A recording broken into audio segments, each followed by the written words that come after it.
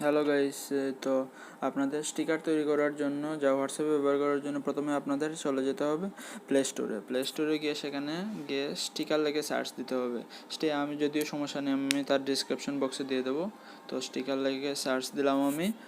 তো তো আমার মোবাইলটা একটু স্লো সমস্যা, তো তার জন্য একটু দেরি হচ্ছে, সমস্যা নেই, আপনারা পেয়ে যাবেন। তারপর ওই স্টিকার লেখা আইকন যেটা আছে ওটাতে ক্লিক, মেকার স্টিকার মেকার, এটা যদিও আমার আগে ইনস্টল করা ছিল তাই আমি ওপেন করে নিচ্ছি। তো মোবাইলটা একটু স্লো, তার জন্য একটু দেরি হচ্ছে, আপনারা দেখতে পারেন।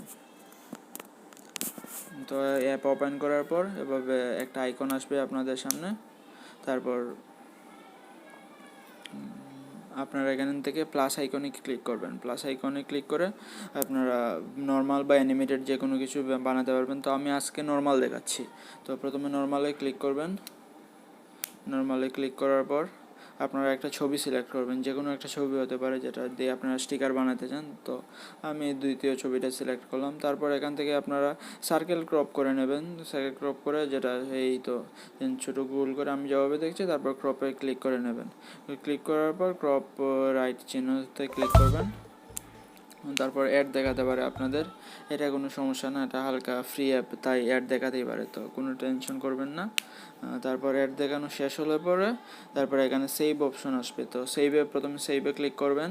সেভে ক্লিক করলে তারপর আপনাদের আবার একটা অ্যাড দেখাতে পারে, টেনশনের কোনো কারণ নাই। অ্যাড দেখানোর পর উপরে দিয়ে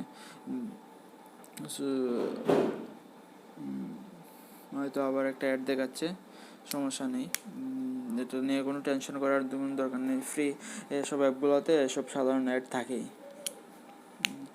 তো এটা দিয়ে সেভে ক্লিক করে দেবেন।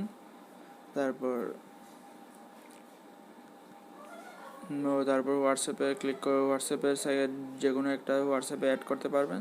তো WhatsApp add to my sticker, WhatsApp add দিলেই হোয়াটসঅ্যাপে অ্যাড হয়ে যাবে।